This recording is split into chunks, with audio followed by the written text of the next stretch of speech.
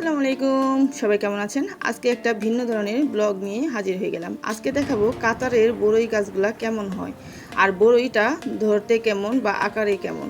দেখুন কত বড়ই হয়েছে এই গাছটাতে, যেটাকে আমরা কুল নামে পরিচিত বা অনেক অঞ্চলে বড়ই বলে থাকি। যাই হোক না কেন, এই বড়ইগুলো কিন্তু একটু টক টক, আর এই টক বড়ইটা কিন্তু খেতে ভীষণ ভালোবাসি। তো সবাই দেখতে থাকুন এই বড়িগুলা কেমন। আমি একটু জাস্ট সামনে থেকে দেখানোর চেষ্টা করব।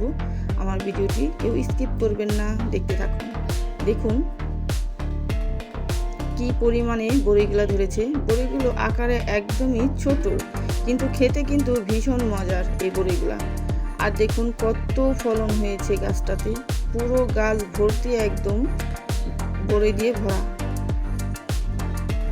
আগে পরে দেখেছেন কিনা জানি না, দেখতে থাকুন কত বড়ই ধরেছে। দেখুন একদম গাছের নিচ থেকে ওপর পর্যন্ত।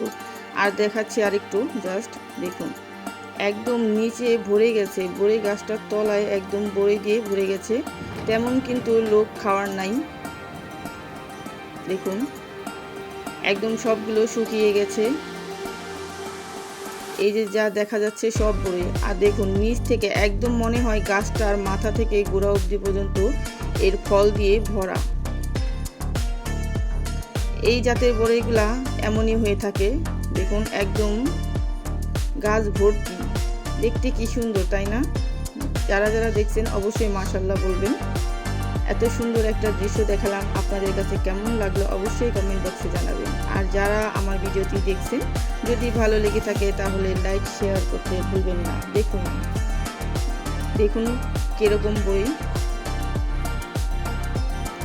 দেখতেই পাচ্ছেন এগুলো এখনো পাকে নাই। আমি জাস্ট হাত দিয়ে দেখাচ্ছি। দেখুন এগুলো এখনো পাকে নাই, কাঁচা। যখন পেকে যায় তখন ঝরে যায়। তো সবাই ভালো থাকবেন, আল্লাহ হাফেজ।